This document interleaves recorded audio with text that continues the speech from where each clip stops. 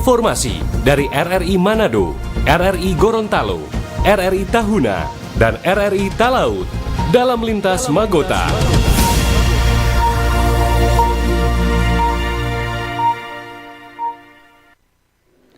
Pukul 17 waktu Indonesia Tengah, Radio Republik Indonesia dengan berita Magota, Manado, Gorontalo, Tahuna, Talaut hari ini edisi Selasa, 18 Februari 2025.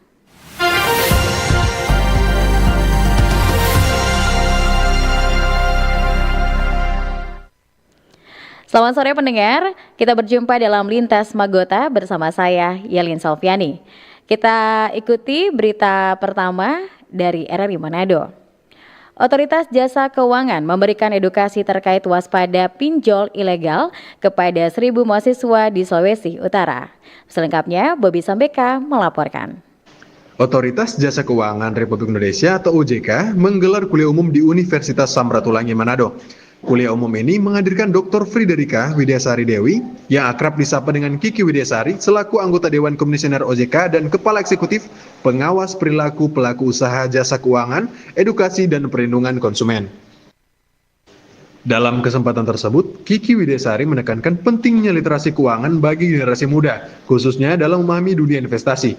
Menurutnya, kesadaran akan pengelolaan keuangan yang baik sangat diperlukan agar mahasiswa mampu mengambil keputusan finansial yang cerdas dan bijak.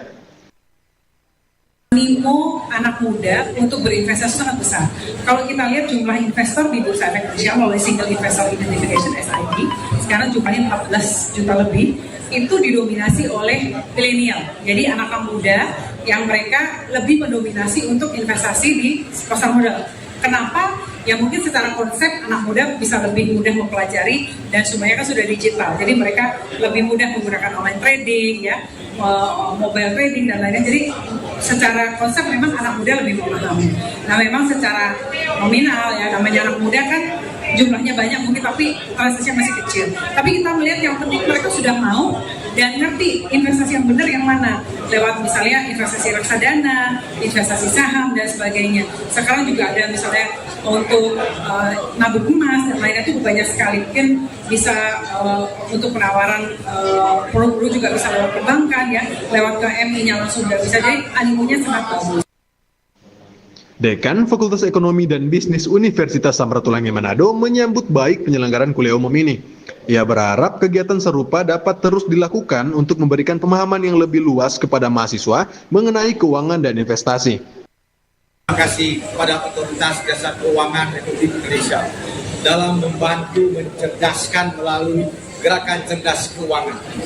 Dan tentunya kami berharap gerakan cerdas keuangan di kampus melalui kelas-kelas kecil, tentu dunia kampus, lebih khusus Universitas Samratulangi selalu terbuka untuk bersinergi dan berkolaborasi dalam memberikan pemahaman-pemahaman melalui modul-modul dalam learning management system.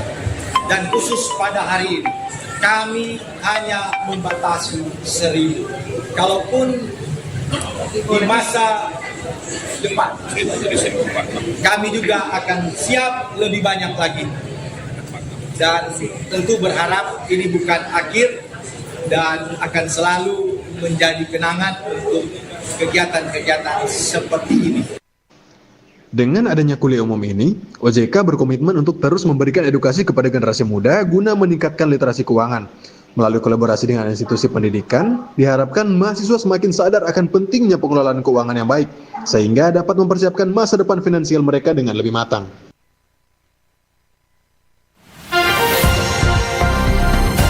Lintas Magota, Manado, Gorontalo, Tahuna, dan Talaut.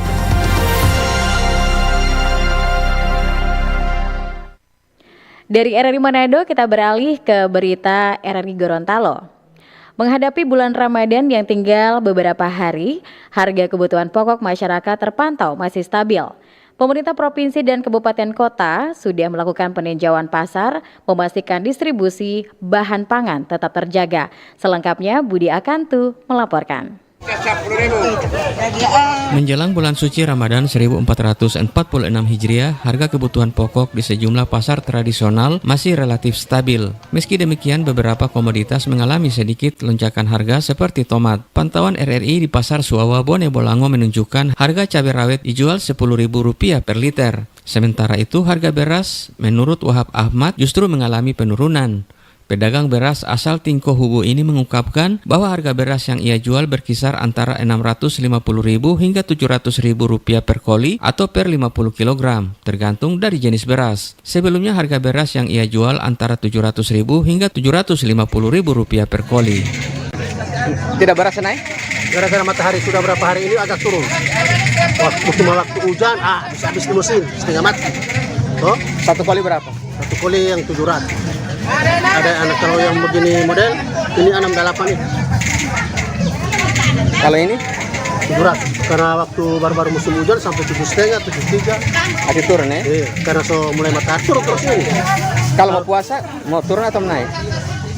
Palingan mau turun karena petani-petani kan perlu. Karena baru-baru ini dari kemarin dulu, tinggal uang dia mau tanya. Orang sudah banyak yang kering toh. Jadi tadi lagi orang datang mau jual, tapi bilang nanti mau dilihat tergantung kualitas juga. Kalau macam baru-baru musim hujan, ada yang merah-merah. Itu macam saya punya penanggaran, katanya tanggal 25 pesta, jadi dia pesan duluan. Jadi mau dicari itu mana yang DP kualitas.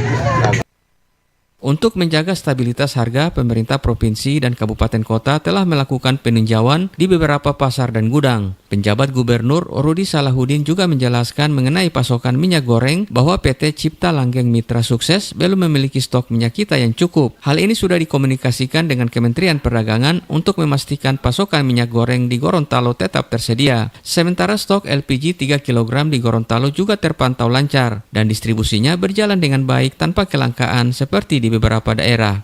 Tadi kami melihat di dua tempat, di Kota Gorontalo dan di Kabupaten Gorontalo. Ini untuk mengantisipasi dari hari-hari besar keagamaan. Kita tahu bahwa dalam beberapa minggu lagi kita akan masuk bulan Ramadan. Kita memantau harga-harga dan distribusi mulai dari harga pangan, ya, termasuk tadi bawang, ada memang sedikit kenaikan di harga tomat, tapi belum signifikan. Di ayam dan daging masih stabil, lalu harga beras juga stabil karena sudah masuk musim panen raya. PJ Gubernur Rudi mengingatkan agar potensi kenaikan harga komoditas seperti tomat tetap diwaspadai. Pihaknya akan terus memantau perkembangan harga dan distribusi pangan serta energi untuk memastikan kestabilan pasar menghadapi Ramadan. Dari Gorontalo, Budi Akantu, RRI terus mengudara untuk Indonesia. Pendengar, program Presiden Republik Indonesia Prabowo Subianto, pemeriksaan kesehatan gratis bagi yang berulang tahun di Kota Gorontalo mulai diterapkan. Pelayanan kesehatan ini diawali dari Puskesmas Kota Barat. Selengkapnya, Bobi Riawan melaporkan. Puskesmas Kota Barat Kota Gorontalo mulai membuka layanan pengobatan gratis kepada masyarakat yang berulang tahun. Program ini merupakan inisiatif pemerintah pusat melalui program Presiden Republik Indonesia Prabowo Subianto untuk meningkatkan kesejahteraan dan akses kesehatan masyarakat. Kepala Puskesmas Kota Barat, Dr. Anwar Pasaribu pagi tadi menyampaikan pelayanan kesehatan gratis ini sudah berlangsung sejak tanggal 13 Februari 2025. Untuk mendapatkan pemeriksaan kesehatan gratis ini, masyarakat terlebih dahulu melakukan pendaftaran melalui aplikasi. Peraturannya ini bahwa sebenarnya masyarakat itu diwajibkan untuk mendownload ataupun memiliki namanya SSM. Satu Sehat Mobile. Jadi ada aplikasi Satu Sehat Mobile dari Kemenkes. Mereka harus download dulu ini. Kemudian di aplikasi ini sudah ada menu-menu untuk pemeriksaan kesehatan ke puskesmas. Di situ mereka akan mendaftar lewat itu. Dan di aplikasi ini mereka sudah diingatkan. Jadi kalau misalnya ulang tahun 10 hari sebelumnya, tiap hari sudah diingatkan. Mau ulang tahun sehingga diingatkan untuk mendaftar ke puskesmas untuk dilakukan pemeriksaan kesehatan. Jadi yang harus dipersiapkan adalah download dulu aplikasinya SSM, Satu Sehat Mobile. Cuma memang kendalanya adalah kalau masyarakat tidak punya gadget, maka kami memfasilitasi datang saja ke puskesmas, nanti aplikasinya kami yang isi seperti itu. Sementara itu, Iwan Muhammad, salah satu warga, menyampaikan program Presiden Prabowo ini sangat baik karena warga khususnya dari kalangan kurang mampu akan terbantu dengan adanya layanan kesehatan tanpa mengeluarkan biaya. Alhamdulillah dengan program cek kesehatan gratis untuk masyarakat, ini mungkin program dari pemerintah yang sudah dicanangkan oleh Presiden Prabowo Subianto untuk mengecek kesehatan masyarakat yang dari awal masyarakat bisa mengetahui penyakit awal yang diderita oleh masyarakat. Itu yang pertama. Yang kedua, ini mengurangi beban masyarakat dalam pembiayaan kesehatan. Yang ini gratis, yang mengurangi beban dari masyarakat. Ia berharap agar program ini terus berlanjut dan lebih banyak lagi jenis layanan yang diberikan guna mendukung pola hidup sehat masyarakat di Kota Gorontalo. Pelayanan kesehatan gratis di Puskesmas Kota Barat ini diharapkan menjadi contoh positif bagi puskesmas lain khususnya yang ada di Kota Gorontalo dalam meningkatkan akses dan kualitas layanan kesehatan kepada masyarakat. Dari Gorontalo, Bobi Riawan melaporkan.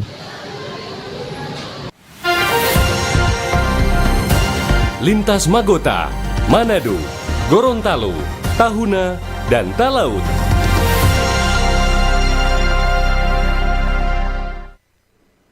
Berita selanjutnya pendengar, kita ikuti dari RRI Tahuna. Sekolah Negeri Mantelangheng, Kecamatan Tamako melaksanakan launching makan bergizi gratis Senin 17 Februari 2025. Selengkapnya Jumel Yohanis melaporkan. Sekolah Dasar Negeri Mantelageng, Kecamatan Tamako melaksanakan kegiatan launching makan bergizi gratis MBG Senin 17 Februari 2025.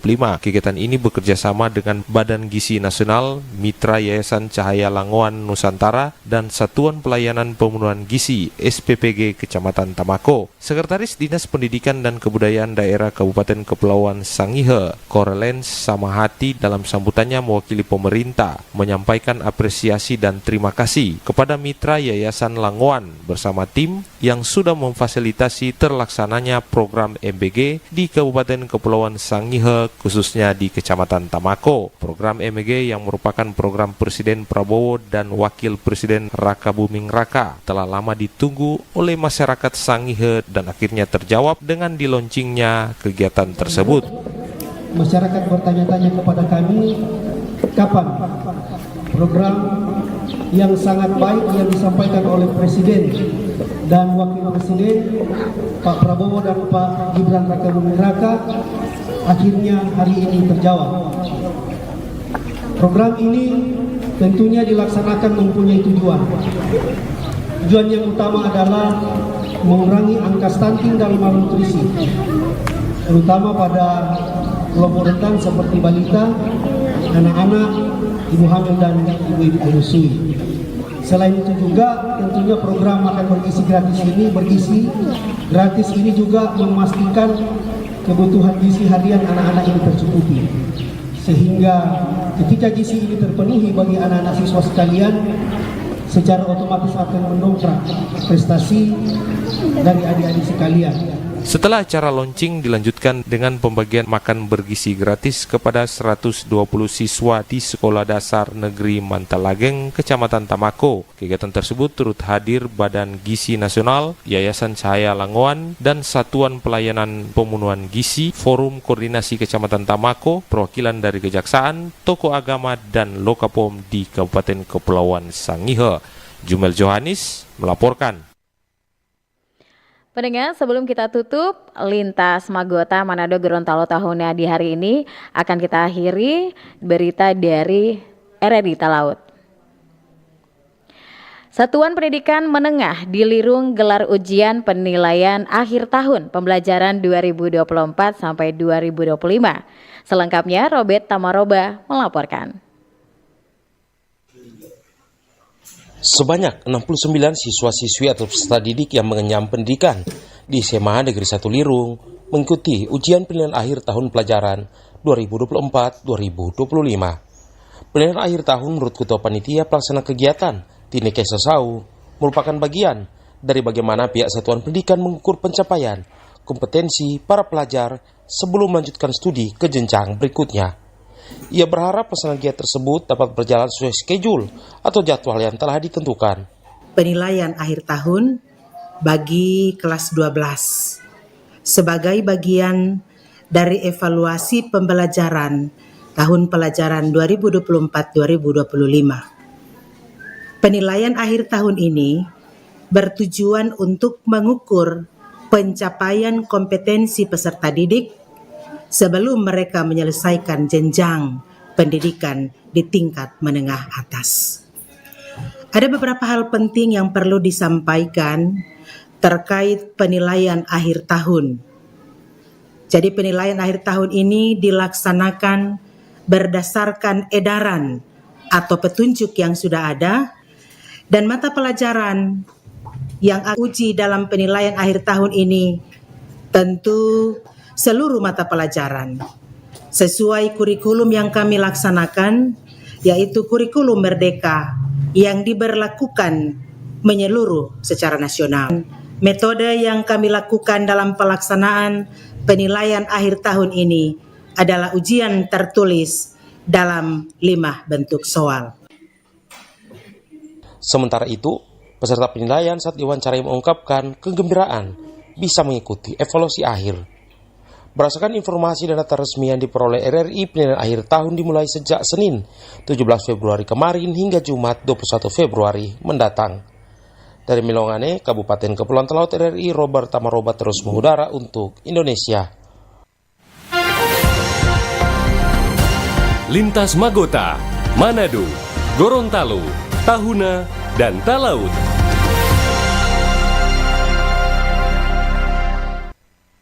Berita terakhir di hari ini di Magota, Manado, Gorontalo, Tahuna, Talaut, pendengar, akan kita hadirkan berita dari Tahuna. Kepala Dinas P2KB daerah Kabupaten Kepulauan Sangihe dilaporkan oleh reporter Alfa Mauri. Pemerintah Kabupaten Kepulauan Sangihe terus melakukan identifikasi sekaligus penanganan kasus stunting menyeluruh di semua wilayah.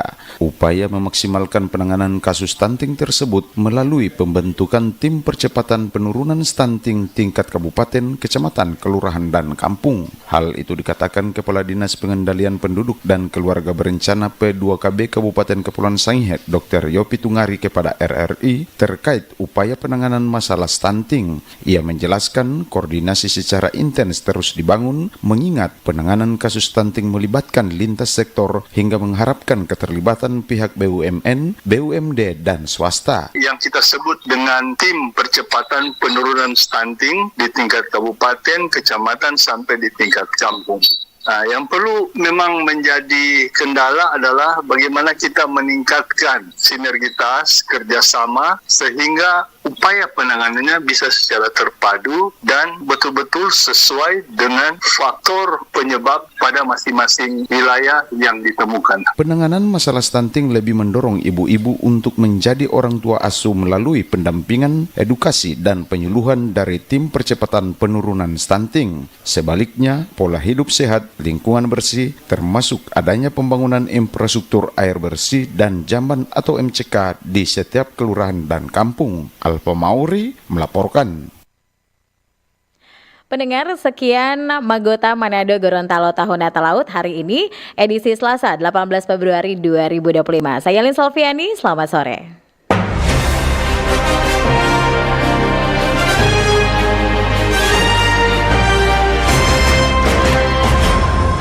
Demikian informasi dari RRI Manado, RRI Gorontalo, RRI Tahuna, dan RRI Talaut dalam Lintas Magota.